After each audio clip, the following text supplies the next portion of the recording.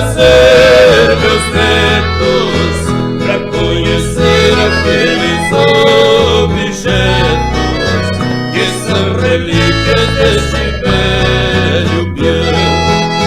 Meu par de esporas, meu chapéu e arreio, do sal e freio, meu cantil e guampa, velho bacheiro que guardei com zelo, no qual ainda tem suor e pelos, marcas deixadas por meu velho pampa.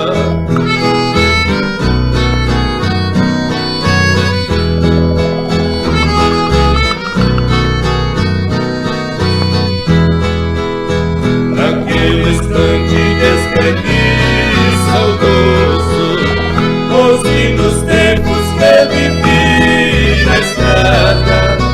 Falei das noites no galpão de poço e das palestras com a peonada, tremendo mundo que deixei distante lá nos confins da minha mocidade.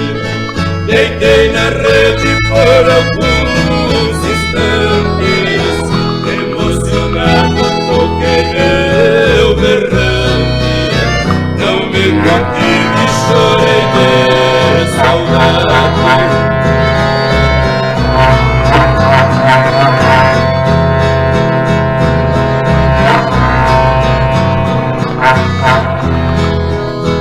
Virei o rosto ocultando o pranto, disse a meu filho cheio de emoção: guarde essas traias que eu amo tanto, como lembranças lindas do estradão.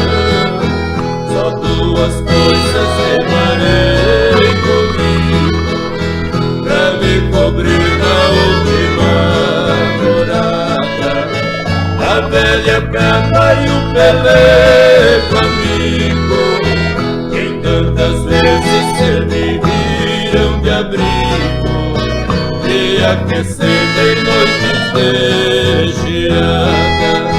Meu par de esporas, meu chapéu e arreio, do sal e freio, meu cantil e guampa, velho bacheiro que guardei com zelo, no qual ainda tem suor e pelo, marcas deixadas por meu pé.